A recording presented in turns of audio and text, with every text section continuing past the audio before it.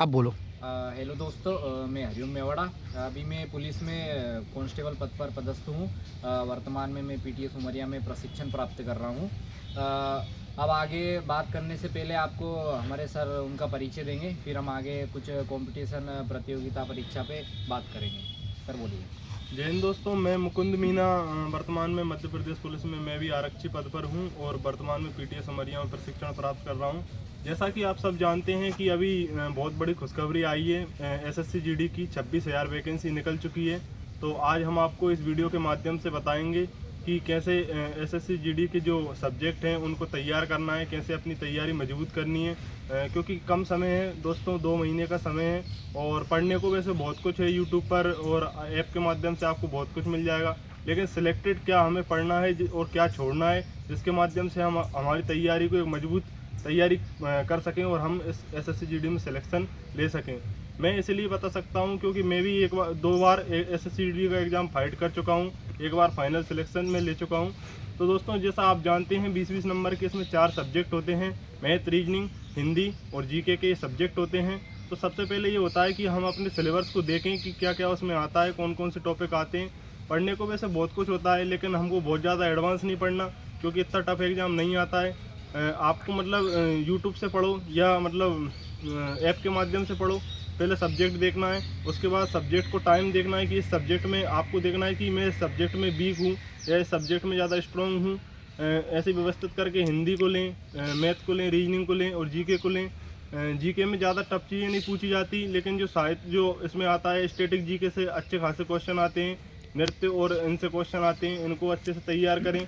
और खेलों से क्वेश्चन आते हैं, करंट अफेयर से क्वेश्चन आते हैं, इनको अपने बेस पे देखें कि आपको कौन से टीचर से पढ़ना है। लेकिन ऐसे नहीं कि आपने एक दिन किसी सर की वीडियो देख ली और दूसरे दिन किसी और सर की वीडियो देख ली। आपको प्रॉपर एक गाइडेंस के साथ एक टीचर को फॉलो करना है, उसी से अपनी तैयारी को मजबूत करना है और टेस्ट लगाते रहना है। ये नहीं देखना कि अभी मेरी तैयारी आधी हुई है या अभी मैं 50% पहुँचा हूँ या अभी मैंने तैयारी शुरू ही की है तो मैं टेस्ट ना लगाऊँ।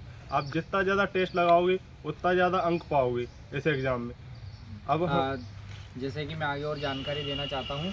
जैसे वो पहले 100 नंबर का पेपर आता था इसमें, लेकिन 2022 की भर्ती जो आई थी उससे ही 80 क्वेश्चन हो गए, पर क्वेश्चन 2 नंबर। तो अब आता है टोटल 160 नंबर का पेपर। जब मैंने एग्ज़ाम दिया था और मेरे 122 नंबर थे, उसके बाद नॉर्मलाइजेशन हुआ था और मेरे नंबर हो चुके थे 131 नंबर, है ना। तो जैसे मैं पूरी प्रोसेस करके फाइट करके वहाँ तक गया, लेकिन मेरा क्या, मेडिकल से मुझे बाहर कर दिया गया। छोटे छोटे इशू आ जाते हैं मेडिकल में, उस हिसाब से वो बाहर कर देते हैं। तो मैं बाहर हो गया था।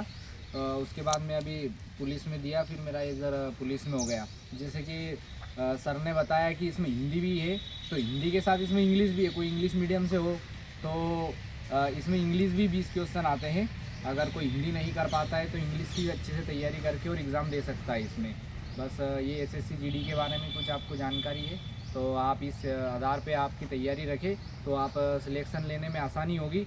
और एक ही माध्यम से पढ़ाई करते रहे और लगातार मॉक टेस्ट लगाते रहे तो आपका अभी क्या है, जैसे ऑनलाइन ज़माना चल गया है, ऐप के माध्यम से और यूट्यूब के माध्यम से बच्चे पढ़ते हैं। तो मैं ये बताना चाहता हूँ कि बहुत ज़्यादा नेगेटिविटी आज के मतलब जो एजुकेशन सिस्टम है उसमें बहुत ज़्यादा नेगेटिविटी फैल रही है।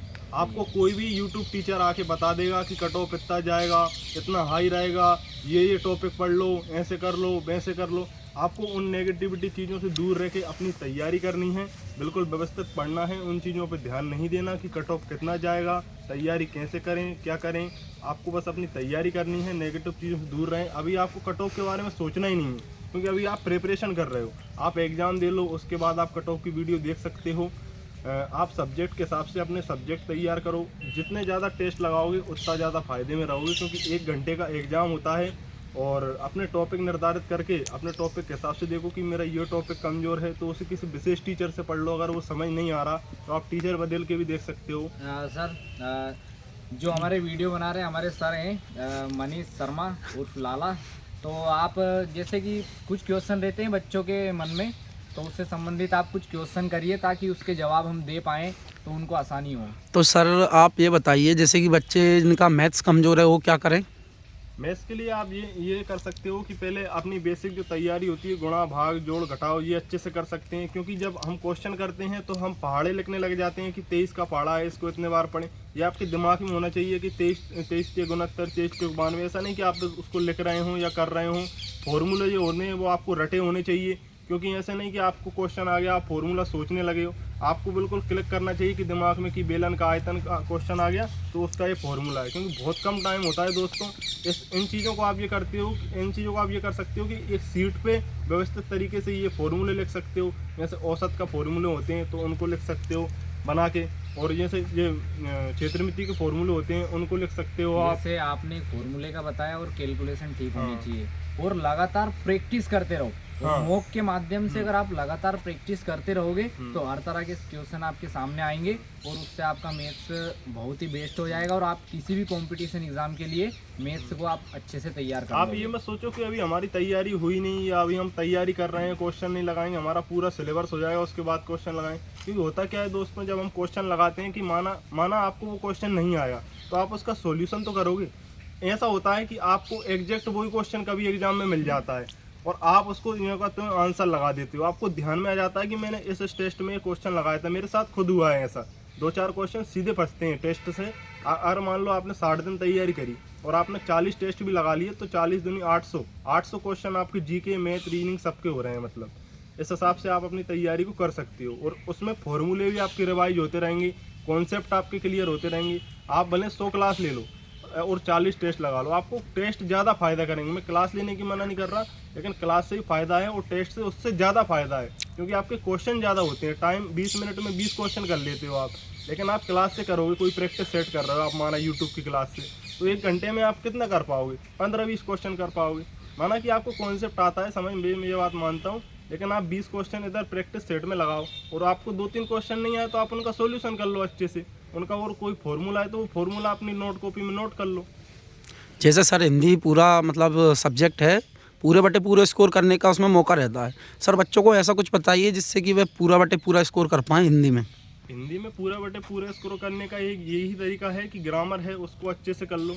और जैसे अपने ऐसे रहते हैं मतलब शब्द वाले होते हैं, जैसे विलोम शब्द हो गए, अनेकार्थी हो गए, पर्यायवाची हो गए, और ये अपने ये अच्छे से कर सकते हो आप इनको। और वैसे हिंदी है ना, इसमें इतनी टफ नहीं आती है जैसे कि अदर कंपटीशन एग्जाम में। जैसे हिंदी को बहुत मतलब एक बेसिस दिया जाता है कि इसके माध्यम से उसको मतलब हम अपन हासिल कर सकते हैं उस पद को। तो इसमें हिंदी अगर आप अच्छे से पढ़ लोगे ना एक बार भी, तो आप पूरे में से पूरे नंबर ला सकते हो। हाँ सर, वैसे भी ये 10th लेवल का एग्ज़ाम है तो इसमें हिंदी इतनी टफ नहीं आती। मैंने जहाँ तक मतलब मैंने भी एग्ज़ाम दिया है, मैंने 3 बार एग्ज़ाम दिया है और 3 ही बार निकाला है। तो मैंने देखा है हिंदी में शुद्ध निकालना मतलब अशुद्धि आती हैं, विलोम आते हैं, पर्यायवाची आते हैं, संधि में से आते हैं जो सही बताने देते हैं। संधि में से क्वेश्चन नहीं आते। पहली बात जो 5 नंबर का पैराग्राफ आता है खालिस्तान भरने का, आपको सबसे पहले मतलब देखना है कि कौन कौन से टॉपिक आते हैं। पढ़ने में देखो दोस्तों, आप बहुत कुछ पढ़ सकते हो। आपको ज्ञाता नहीं बनना, आपको सब्जेक्ट के हिसाब से तैयारी करनी है। सब्जेक्ट में भी टॉपिक के हिसाब से तैयारी करनी है। एक टॉपिक कोई कमजोर है तो उसको पढ़ो। ऐसा नहीं कि आप उसमें घुस ही गए बिल्कुल कि लगे हुए उसमें, जिसमें मेरा नंबर बनना ही चाहिए। और इसमें एक टाइम का एक इशू रहता है, जैसे 60 मिनट में 80 क्वेश्चन करने रहते हैं। तो इसका टाइम जब मैंने एग्ज़ाम दिया था तो मैंने क्या किया था, सबसे पहले मैंने रीजनिंग की थी, उसके बाद मैंने की हिंदी, है ना, उसके बाद मैंने कर लिया जीके। तो मेरा 20 मिनट में ये तीनों जो पोर्शन थे ये कंप्लीट हो गए थे। फिर बाकी मेरे पास 40 मिनट बचे थे और मैथ्स के बचे थे 20 क्वेश्चन। तो मैंने आराम से बढ़िया तरीके से उनको देख के और मैंने एग्ज़ाम दिया।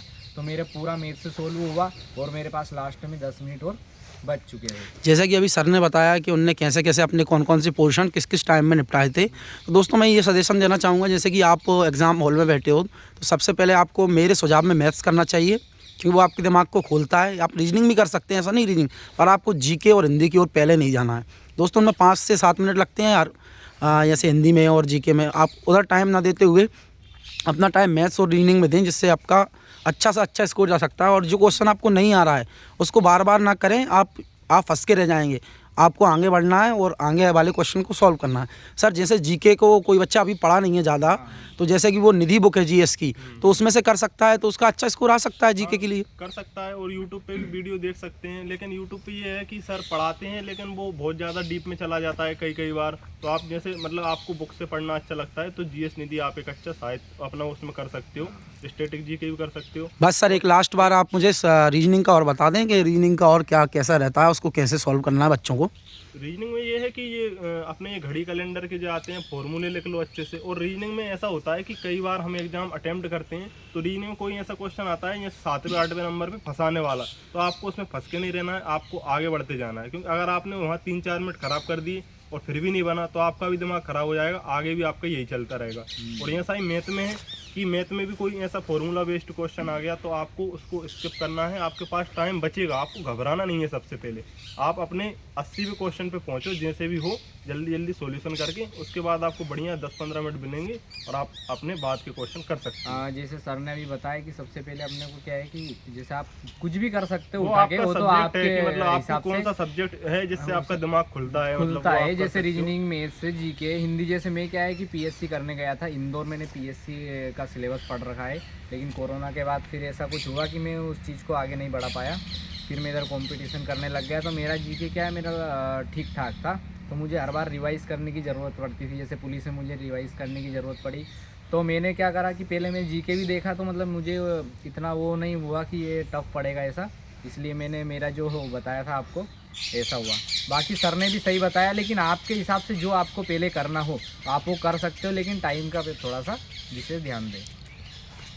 और ये है कि अब एग्ज़ाम चल रहे हैं, ऐसा नहीं है कि यही एक एग्ज़ाम आपकी ज़िंदगी है, एक पेपर आपका भविष्य बदल भी सकता है और नहीं भी। तो ये है कि ये एग्ज़ाम अगर आपका अच्छा ना जाए किसी कारण से, क्योंकि अभी आपने हो सकता है तैयारी शुरू की हो, तो आगे भी कई सारे एग्ज़ाम हैं, आती रहती है भर्तियाँ।